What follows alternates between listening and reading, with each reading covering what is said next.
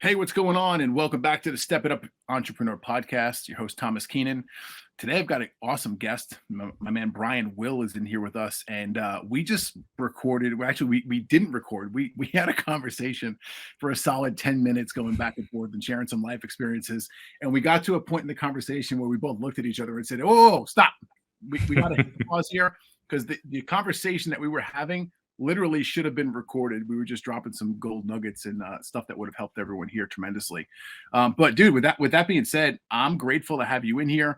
We're both on this call today. We're going to provide some really cool value to the listeners, and you've done some cool stuff in life, sir. So let's give a brief introduction of yourself, if you will. And I want you to actually talk about yourself and rattle off some of the cool things you've done as far as business and writing books and all that kind of stuff. Well, Thomas, thank you for having me on the Step It Up Entrepreneur Podcast. I'm excited to be here today. This is going to be awesome. But yes, the stuff we were talking about before, it was so good. We got to figure out how to repeat it because it was gold. If we were on Brad Lee's podcast, we'd be dropping bombs. That's what we'd be doing. For sure. So, my background real quick. I started in business for myself when I was 21, similar to you. My first business was a landscaping company. And we built it up into 7 franchises, and it did well until it didn't. One of my favorite things. And when it didn't, it fell apart. I lost my house, my cars. I had a 3-year-old that needed open heart surgery. I didn't have health insurance. I was a wreck. But I learned some really, really good business lessons in that first failure that I was able to carry on through the rest of my business career. After that, I started an insurance agency right at the dawn of the internet boom, which I ended up selling 18 months after I started it to a venture capital firm. That company went on to go public and then back private. Started another online insurance platform that we sold to another venture capital firm. That one went on. Today, they power, I think, 9 different states. If you buy health insurance in 9 states, you're buying it on that platform. Wow. Did another company, which was online marketing, basically lead gen. You know, we all do lead gen. Sure. Sold that one in 3 years to a private equity firm. That was a $50 million cash buyout with stock and equity on the back end of that as well. After that, went into consulting. As you know, once you become successful at something, people want you to come in and teach them how to do it. Yep. It's so funny, Thomas. I can remember because those sales of those companies happened so fast. I remember standing in a boardroom in my first consulting project, and there's the CEO of this multi-billion-dollar company, the CTO, the CMO, couple of IT folks, and I'm sitting there explaining to them what's wrong with their company. And the thought literally crossed my mind 5 years ago. I was probably mowing your grass. Yep. And now I'm standing here in the boardroom telling you what's wrong with your company. So it's just amazing what can happen in your life if you just keep pressing forward. Yeah, it's so true. I went on to do, go ahead. Very similar experiences with that. You know, it's like, for instance, you know, with the GPS tracking stuff, similar to you with the landscaping, I used to show up to your jobs, to their location. I'd say, hey, I need the keys to the 10 vehicles you want these tracking devices in. I'd go outside, I'd do the install. I, pack everything up, document it all, and head back to the home office to do all the billing and stuff. And then again, similar as you, fast forward a couple of years, and these companies are now the ones who are coming in and saying to me, hey, I want to pay you a dumb amount of money to come out to us for 2 or 3 days and consult with us and tell us what's wrong with the company. My first consulting project, we had sold two of the companies had sold, the insurance and the internet company. And I remember I was sitting in my office and I didn't have anything to do, and my phone rings, and it was the chief sales officer of this multi-billion-dollar insurance carrier. And they said, we have this call center up in Minneapolis that's losing about $1 million a month. Would you come up and for like 4 or 5 days and tell us what's wrong? And I was like, yeah, but I don't know what to charge. And the lady goes, well, how does 100,000 sound? I was like, I didn't used to make that in a year, and you're going to give me that for 4 friggin' days? Yeah. I didn't say that out loud, but that's what I was thinking. And I walked back into my other partner's office. I said, Steve, this lady just offered me $100,000 to come up there for 4 days. He goes, well, you're an expert. Yep. And that was my first taste of, holy crap, you can you can make a lot of money. Yeah. So anyway, I went on to do consulting, and then I started writing books. I've got 2 Wall Street Journal bestsellers, 2 of my 3 books. Started investing in different companies, restaurants, real estate. Ran for city council in my hometown. I got elected here, so I sit on city council, run a city, $150 million budget in our city, and now I do consulting for, I call them young entrepreneurs, not young in age, but young in business, startups and young entrepreneurs on how to set up and scale and really rock and roll their company. So that's kind of what I'm doing today. I love it. Let's start there, right? Because it's something that you and I kind of both do, and we probably have a little bit different twist on it, which is, I think, the way it should be, right? What's the biggest hurdle or biggest issue you see with most people who start businesses? Where are they failing the most up front? Ego. And I call it an undeserved ego. It's an ego about things that you really know nothing about. I wrote this article for Forbes called The 5 Keys to Success, which are the same 5 keys to failure. Mm-hmm. And one of them is, if you're a new entrepreneur and you've never run a highly successful company, you need to check that ego and realize that you have no idea what you're doing. Okay. Mm-hmm. And you have no idea how to make quality decisions to push your business forward. And if you can check your ego and understand what I just told you, and then go find a coach who's been there, done that, 20 steps ahead of you, can come in and say, hey, Thomas, what you're doing isn't going to work. I've been there. I've done that.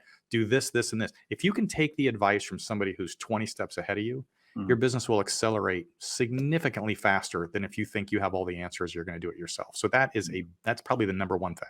Yeah. And you know what? I agree with you. And it's also one of the hardest things for most 100%. charging entrepreneurs to get rid of is the damn ego. Because we're all drivers. We're red personalities. We got to be everything to everybody. We got to be the most important person in the room. We got to have all the answers. And let me tell you something. Jack Welch is one of the greatest leaders in American history. And Jack Welch is known for asking questions, not giving answers. Mm-hmm. That is what he's famous for. He would walk around GE asking people questions. There's stories of him having parties and everybody would want to come up and ask him questions. And instead, he would take control of the situation and ask everybody else questions, because leadership is about asking the right questions, not having all the answers. Yeah, I agree. My version of it is being a people connector. Mm-hmm. Right. And I do this in the coaching environment all the time too. You know, we get a client who comes in and we do a lot of one-to-one, we do group coaching, we do on-site assessments as well. Right. Cool. Oftentimes I'll have someone who asks me a direct question and I don't have the right answer for them. Mm-hmm. And I don't try to hide it ever, because I think that's the wrong thing to do. Right. But I'll flat out tell them, like, hey, look, listen, sorry, I'm not the right person to help you in that situation, but I know somebody who can. Right. And that's the importance of growing your network over, the course of a career, course of a couple of years. I think it's really important to get involved in, whether it's some kind of networking event, some kind of mastermind you're part of. Yep. Go out there and get face to face with some other people who do other things in business and life than you do, because you're going to start adding them to your, we'll call it a virtual Rolodex of today's day and age. And by the way, I will tell you that a good coach doesn't necessarily have to be in your industry. And in fact, doesn't need to be in your industry at all. Yeah. Because business is business, right? Mm-hmm. Understanding how to run a business. I talk about this in the restaurants, right? We have restaurants and we have managers that work in the restaurant. Knowing how to run a restaurant is 100% different than knowing how to run a restaurant business. Mm-hmm. That's a huge difference. So you don't, if whatever it is you do, if it's solar or audio or insurance, you don't need somebody who's in the industry. You need somebody who is good at business to help you. Yeah. Yeah. I agree 100% with that. The second coach I wound up working with, I worked with this guy for a number of years, learned a lot from him. And he spent a bunch of years in corporate, MBA, the whole 9 yards, smart guy. He somewhat understood the audio / telematics industry that we were in. He was in the IT industry when he was in corporate. And he was a high-level project manager, really detail-oriented kind of guy. And his specialty, he got out of that, always loved software, technology, computers, got heavily involved and became pretty much an expert marketer for the home cleaning industry, for like house cleaning. Yeah, so that was his niche, and most of his clients fell into this house cleaning. So he had all of these systems and processes that he had developed over a 10 or 15-year career that helped these people. And something just felt right about when I sat down and had conversations with this guy. I said, even though he's not in the industry that I'm in, I bet you there's some stuff that he's got going on that's kind of in his playbook that could help us in the industry that I'm in. And sure as shit, start having conversations with this guy. And literally some of the stuff that he's already built and implemented for other clients in this house cleaning industry were a drop and play into my GPS tracking company. Interesting. And so I'm 100% with you. And he used to tell me the same thing.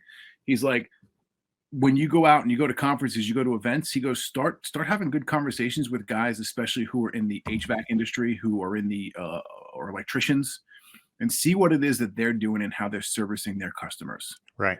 And I said, okay, fine. Started doing that and started having conversations with these guys, and the information I was able to pick up and say, oh, this is working over here in the HVAC space. Why can't I make it work over here in my industry? Right. Yep. Yeah, the technical side of the business is not where the business is. It's in the business end of the business. Technical is just technical. Business is business. You're 100% right. Yeah. Let's talk about exits a bit. because Okay. this is my experience. There's a lot of people who want to tell you that they've done it. There's a lot of people who seem to know all about it, and I think there's very few who actually have real world experience doing so. Yep. What do you want to know? I've done from small to big and everything in between, and got fired every time we got acquired. So, but that's Yeah. typical. People don't really understand that, but that's very typical. But anyway, fire away.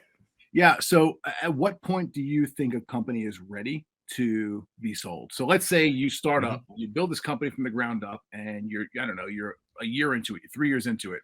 Is Mhm. there a specific revenue? Is there a specific net profit percentage that you're looking at? Is there, hey, this company is humming along, it can operate by itself, now it's ready to go? What is that KPI? What is that indicator to you that So says this that's is ready to yeah, go? that's two different questions. Okay. And you touched on one which I want to deal with first, and that is your business ready to be sold, right? Mm, And uh, there are things, if you intend to sell your company, that you need to put in place that are going to take time to execute properly to get a higher multiple for your company. And I talk about this a lot, and it's how important are you as the owner to your company? If you're very, very, very important, your company is worth much less, mhm. because nobody wants to buy a company that is wholly dependent on the owner. Because if the owner leaves, so do all the customers, Yeah. right? So when we talk about selling a company, what have you put in place? What systems do you have? What delegation have you set up? What executive team is out there so that I can tell you right now, half the people that work for me in my restaurant chain don't know me. They don't know me from Adam. And if I sold the company, they'd never know I was gone. Yeah. That brings intrinsic value to your business that wouldn't be there if I was doing everything for everybody. So that's one piece of that puzzle you just said. The first part of it is, how are you feeling personally? Like, are you done? I talked to a guy the other day, and he said, my business is growing, 80% a year for the past 5 years. I said, well, then don't sell yet. Mm, Right. If you're still on that track, keep going. But when you personally feel like you're done, or you personally feel like this isn't what you want to do, or you personally feel like I'm ready to try something new, and if you have put the systems in place in order to put that business to where it's ready to be sold, then go ahead and do it. I've always been a buy and sell guy, mm, always. So of my, I've owned 15 restaurants. I'm down to 4. I buy and sell them like crazy. I've sold the internet company and the insurance company, and that's just what I do. When somebody comes along and offers me a bunch of money, I take it. But that's me. And then I try something different. I'm also ADHD, so I'm all over the board with what I do and what I like to do. So yeah. I think that question is different for everybody, and it really depends on where you are mentally. If you're jazzed about going to work every day and you freaking love what you're doing and it's Mm, growing and you're making money, don't sell it. yeah. Yeah. Yeah. I think that's a valid point too. It's like, hey, if this thing's kicking off tokens and it's consistent, like why not let that thing continue to kick off the tokens? And then if you don't necessarily have to be there every day in and day out to operate it, then that frees you up time wise to go do Yeah. something else with the extra tokens is giving you. There's another challenge you need to think about, though. And I had this conversation with a business I'm consulting for literally 2 days ago. And she said, well, I think I want to sell the company Mhm. and I'm going to do something else. And I said, okay, I'm going to ask you 2 questions. I said, when you started this company, how long has it been in business? She said, 8 years. I said, did you make any money the first 2 years? She said, no. It took me 3 years before we turned a profit. I said, okay, let's bear that in mind. The next question is, what are you going to sell this company for? And then what are you going to do? Mhm. And she said, well, what do you mean? I said, well, let's just assume it's a small business. Let's assume you can get $300,000, right? And you pay 20% in capital gains tax and you net about 240 grand. That's about a year and a half worth of net income for you. So you have a year and a half runway. That's it. You can't stay in your industry. You can't do what you're doing now. All the talents and things you've learned about what your business are gone. What are you going to do to get that income kicked back up today so that Mm, you don't burn out your sales price and it's gone and you're stuck still in the I'm not making any money phase and now you're broke? yeah. So my question is, what's next? What are you going to do Mhm. next? Mhm. And that was told to me by the first company I sold. I wanted to sell, and the business broker goes, what are you going to do next? Yeah. I said, I don't know what you mean. And then he explained that same concept to me. And I was like, oh, holy shit. Because if Yeah. you're looking at your business sale through the lens of I'm successful and the next business I start is going to be successful day one, you're looking at it with the wrong Mhm. lens. Yep. You got to have that runway. Yeah. Yeah. It makes a lot of sense. So, what do you do to ensure that you do have that runway?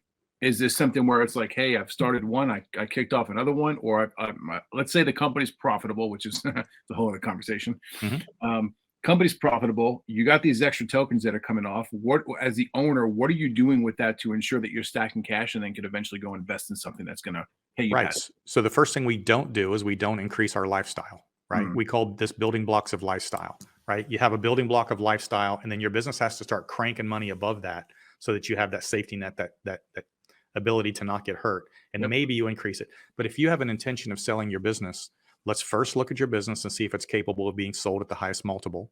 Mhm. And if it's not, how long is it going to take us to get there? Right. And if we're going to do that, that means we're going to by nature start building in delegation into the executive management piece. And each time you pull yourself out of a part of the company, that frees up your time. Right. So if I can properly set your business up over the next 24 months to where you're spending 10 hours a week at it, that gives you 30 or 40 hours a week to be developing your other concept while you're still making money in the first one. Mhm. Right. Remember that 2-year runway. Mhm. So you're actually on your runway with business number 2 while business number 1 Still is paying you. getting prepared to be sold. Now Yeah. you will make a little less money Mhm. doing this delegation phase and getting ready for sale, Sure. but you will also buy yourself that runway time so that if and when you do sell, you can roll right into the next one Mhm. without taking too much of a hit. So Yeah. that's a process we have to build for you. We literally have to plan this out. Call this reverse engineering the sale from where you want to be to where you are today. Yeah, makes a lot of sense. So how do you keep your name front and center with, let's call it business brokers or someone else? Like, let's say, all right, hey, I start this company. The first 2 or 3 years is a grind. We finally get this thing profitable, but I know around year 5, 6, or after, I'd be willing to sell the company. How do you, and granted, there's lots of steps you can take to make sure the company's sellable, which you touched on some of them, but how do you make sure that the company is on the radar of business brokers or someone who's looking to buy a business? You already said it, Thomas. Networking. You need to have your name out there, and you need to be networking, and you need to have, be in the industry events, and you need to become a thought leader in whatever it is you do, or at least be in the room. At least be in the room with the people that you need to be in the room with, Mhm. having drinks, having fun, doing whatever. So Mhm. it's really about those connections you talked about. Yeah, I agree. From your perspective, what's a reasonable amount of money and or percentage of, let's call it, income that someone should spend on themselves to better themselves or go to networking events, conferences, masterminds, that kind of stuff per year? Wow, that's so dependent on the individual, whether they're brand new. If you're brand new into the mastermind / coaching program, like I'll give you, for instance, you know who Dan Martell is? Mhm. Dan Martell has a $3,000 6-month program, right? Yeah. He's, by the way, he charges $250,000 a year for his elite coaching program, but you can get into his base coaching program, which he goes through one call a week programs for $3,000 for 6 months. Yeah. You're not really getting a lot, Mhm. but you're getting in the room. That's my point. Yeah. And then you take that and you graduate to the next one. You graduate to the next one. I don't know if you ever heard of Apex. I think they're right there in Dallas with you. Yep. They've got 3,000 to 10,000 to 25,000 to 50,000 to 150,000. So Yep. Know 'em well. get in the room at the base level and start working your way up through the system as you have the income and the money to do it. Yeah. Got it. Yeah, it makes a lot of sense. And it kind of follows the progression path that I use as well. I started at Apex as a client. That's where I went up. I was a COO there for 2 years. Oh, really? Okay. Yeah, I started there. Same deal, $3,000. Bought in for a year. Yeah. Started doing some of the work on the back end from the online courses, weekly calls. Started getting some good traction and stuff from it because the program works. Right, I'll never say it doesn't. And then a couple opportunities came up to level up in the system. Mhm. And I did it. And every time that I did, it was scary as all hell, to be honest with you. But Yeah. what ended up happening was it opened more doors. It gave me more connections to other people.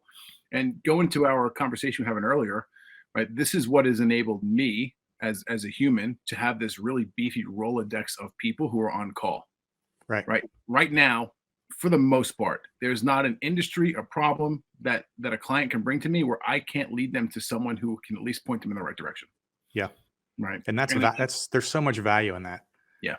Like I was listening to oh gosh, what's his name? Not Hermosi. I'm becoming a Hermosiite. Is that a word? I swear to God, Thomas, I bought his book probably 6 months ago and it just sat there on the bookshelf. I never picked it up. And I got to be honest with you. We talked about that ego earlier. It was my ego that kept me from picking the damn book up because I've made a lot of money and I've had a lot of success. And I'm like, why am I going to read this guy's book? I write books. Yep. And I picked that thing up last week because I was bored one day and started reading it. And I was like, my mind was blown. Like his shit is amazing. It is. Uh, Let's talk a little bit about Alex Hormozy for a minute. I think it's a great topic. yeah. I've had a couple people tell me that similar thing, like, hey, I've done some cool stuff in life. Like, what am I going to go listen to this guy for? It looks like a douche. He's got this crazy hair. He's wearing this He's got a on his nose thing on. Right. He's always wearing a wife beater and a hat. Yeah. Right. And That's what I thought, man. Yeah. So $100 million Offers was the first book. I listened to the audio version of that a couple of years ago, and I was like, oh my God, this guy is on top of it. The new one came out. I started listening to it, and he mentions in that book, I didn't realize this at the time, he's 32 years old right now. Yeah. Right. His success was rocket ship. Yep, rocket ship. Success. And he's his net worth is over $100 million according to him. Right. But I truly believe that he is such an intelligent individual that he has to dumb down a lot of his concepts in order to turn them into a written form that people like you and myself and others can understand. And he's very good at doing that. He is. Yeah. We used to teach in the military, by the way, that we teach everything at a 5th grade level. I don't care how smart you are. At a 5th grade level, everybody understands. Yeah. And I teach this in my sales training, right? The worst thing you can do as a salesperson is use industry jargon or some terminology that's going to confuse the client, because they won't tell you they're confused. But once you confuse them, they'll stop listening to you because their brain's trying to figure out what you said. And by the time they re-engage with what you're now saying, you've already lost them. Yep. So you've got to bring that down to that 5th grade level. Do a lot of pause, check-ins. Yeah. Anyway, I'm getting into my sales training thing. No, that's good. Exactly, I love it. Look, we were talking earlier, right? And I asked you a question before we started, and I said, hey, you've got 2 books right now that are bestsellers on Wall Street Journal, right, which is no small feat. Congratulations, right? And I mean that with all sincerity. Thank you. And I asked you, how did you get it done? And your answer to me was, oh, it was simple. Marketing. Right? Yeah. Like, that's it. And we both kind of chuckled because we both understand that marketing is marketing runs everything. And my belief has always been this: without marketing, there is no sales. Without sales, there is no business. There's no business. Right. So tell me a little bit about sales training. Tell me a little bit about the pain points that you see in most of the industries that you consult with, and how are you helping them kind of dial things in from a sales perspective? So my 3rd book is called No. It's the psychology of sales and negotiation, right? And no is the word as a salesperson that you have to overcome. Yeah. So that's kind of the genesis of the book. It's no, right? And the failure I see in most sales training programs, and if you've ever been to one of the biggest things they teach you is how to overcome objections. The problem with that process is they're teaching you how to overcome objections at the end of the sales process, and that's the wrong time to do it. You have to overcome objections before the client has them. And if you can do that, there's no objections to overcome at the end of the sales process, right? Yeah. So the book is all about overcoming objections before the client has them. And we start off with our sales training with the number 1 objection. And the number 1 objection, what do you think it is? People don't like salespeople. And it's not that they don't like you personally. You're a great guy. You probably coach Little League on the weekends and you have parties at your house and you're fun. But when you put your sales hat on, you suddenly become the person that they are afraid of. Yeah. They're afraid of being sold. They're afraid of the unknown. They're afraid of this magic sales voodoo that you've got going, that you can make them do things that they don't want to do. They're afraid of salespeople. Yeah. And so if we understand that, the minute they lay eyes on you, the minute you open your mouth, this big wall of mistrust is up between you and the client. That's the first objection. And 99% of salespeople don't understand that that's the first objection, and therefore they never overcome it. And so you have to build a specific process in place to begin to overcome the wall of mistrust. And then if you can begin to overcome the wall of mistrust, as I tell sales organizations, let me tell you something. I don't care what you sell. You ask your sales organization for the top 5 objections, and they will give you pretty much the exact same top 5 objections every single time. There might be random one-offs here and there, but sure, it's the same objections, whatever your product is. So if we already know what those are, then we should build a process and a script around those objections during the fact-finding stage, not at the end of the sales process. And if you will do that, coupled with pause for effects and check-ins and positive affirmations and all the stuff we teach in the sales program, by the time you get to the end, people are like, well, how do you close? Well, there is no close. Yeah. I'm closing them from the very second we start talking. And they've said yes so many times, by the time I get to the end, that they're going to close themselves. If they're going to buy. And by the way, that was the catch people miss sometimes. If they're going to buy. If they're going to buy. Right? I love doing this to a sales organization. I come in and you talk to a room of 20 or 30 or 50 people. And the first thing I usually say is, And I've already asked by the question. So what's your close ratio in your organization? And they'll say, oh, it's 20%. I'll say, okay. So the first thing I tell a sales organization, day one, minute one, first thing out of my mouth, your leads suck.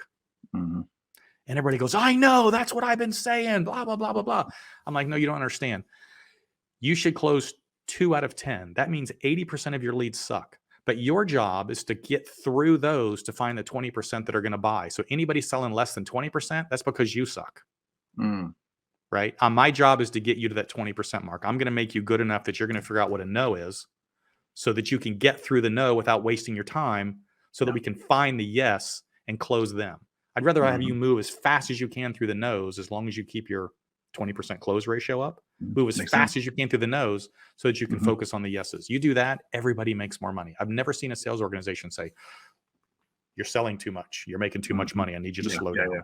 Yeah. They're not going to do that. So let's dive in a little bit. What are some of the steps that you're using in order to decipher who's a no without, getting into a 40-minute long sales conversation with the person? So here's another one I tell people. Have you ever bought a new car, Thomas? Sure. So you've been to a car lot probably many times, right? You ever had a car salesman ask you what your budget is? All the time. And what do you lie or do you tell them the truth? Never tell them the truth. Of course you lie, right? So here we know that the person's going to lie, and yet we still ask the stupid question. Yeah. Like, why would I ask you a question if I know you're going to lie to me? Because it doesn't matter what you say. It doesn't do me any good, right? So one of the first things we talk about once we get through our initial overcoming the wall of mistrust issue is, I would say, pick an industry. Let's say solar, right? So Thomas, you're interested in solar. Well, my products range from 5,000 to 15,000. What would you like me to talk about? Where would you like me to start this conversation? Because if you come back and tell me you can't afford 5,000, I'm wasting my time. Correct. And there's no point in me explaining 20,000 when you're in a $5,000 budget. So I set the range.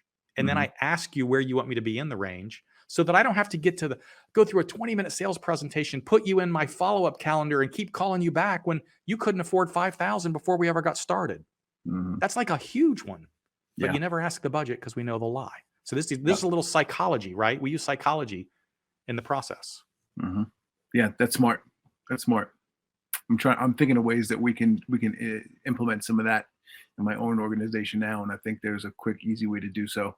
Because, similar to what you just mentioned with the other stuff too. Hey, there's different levels to programs. I do the same thing, right? So my entry level is $1,000 a month, and it goes all the way up to 5,000 a month, depending upon what the client wants, client budget, client.